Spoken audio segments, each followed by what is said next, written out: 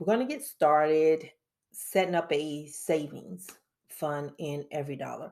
You guys asked me that question, and it's not, to me, it's not hard, but it is a couple of steps that if you don't do it, it sometimes doesn't work. And I had to learn that when I started. So what I did was click on add item, and then I'm going to add a label. So in February, I'm going to add taxes. And I'm going to type in income so I don't get confused.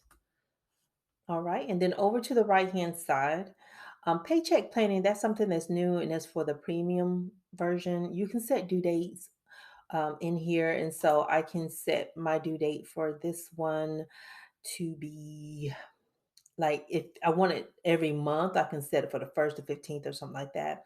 On this one, I'm not going to set one. I'm not going to set one because the whole thing is due April 15th. Um, so I'm not going to do that right now. Now, for this fund, because I don't know if you notice over here, you see that I have taxes, and I'm going to click out of that, right?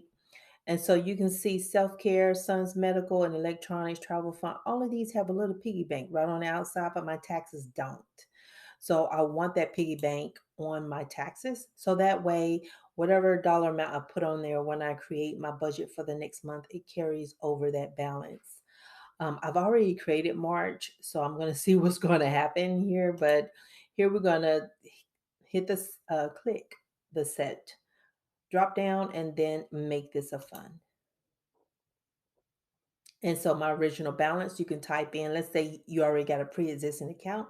You will want to type in what the original balance is if this is your first time setting that up.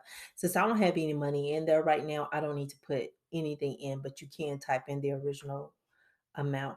And then you can also make like a target amount. So for me, my target amount is $1,000 in this particular fund. And then I can save that. I also can add a note for myself that this is all due April 15th. Gotta pay Uncle Sam here. And so you'll see the carryover balance. And that's like if it was already set up in January, then that balance will roll into this month. And then the planned amount is what I would have put in for the current amount. And so, like, I could add like $100 over here and see how the planned amount that changes. Now, I don't know if this is going to automatically update, and I'm going to remove that $100 because that doesn't belong in my budget for February. So that's why you saw that go red. I don't know if it's going to automatically update March. I'm curious. And so we see how I don't see it. So let's see. I'm going to add it in here, and hopefully I type this exactly the same. Income. I should have checked that out, shouldn't I? But yeah, I had already made this, and I'm like, dang habit. I should have done it. We're gonna make that a fun just to make sure that transition's over. I'm gonna leave that alone. Do I want to go ahead and let me make that target $1,000? And so there. And so my original balance would have been like whatever I put in last month. So I'm going to put $100. I'm going to see if this messes up though. My brain says this might mess up.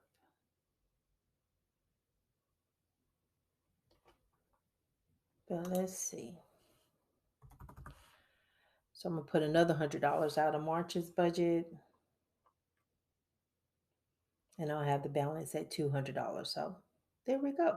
Now, one of the more difficult things that I always have is the tracking when I spend from my sinking funds. My cash envelopes, I document that with the cash envelope tracker. My sinking funds, I document that on paper with my sinking funds tracker. Sometimes I forget to go and put these transactions in here.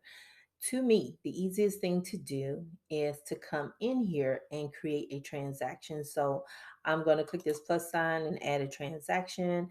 And let's say I paid my taxes, we'll say March 8th, and then track the expense.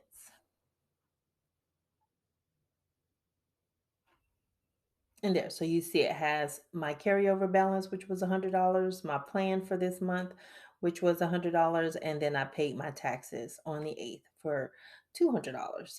And so what I have available is zero. There's a couple of ways that you can do it. That the way you just saw me do it is the absolute easiest way to do it. But sometimes you will see me do it a little bit more complex, especially when I'm planning ahead for something that an expense that I know is coming out. You'll see me take the money out of the sinking fund and then put a line in my income for whatever it is that I'm taking out. And let's say I don't know for sure, but I got to pay something and it's around 250. And so I'll take out 250 from that fund in my income section, add 250.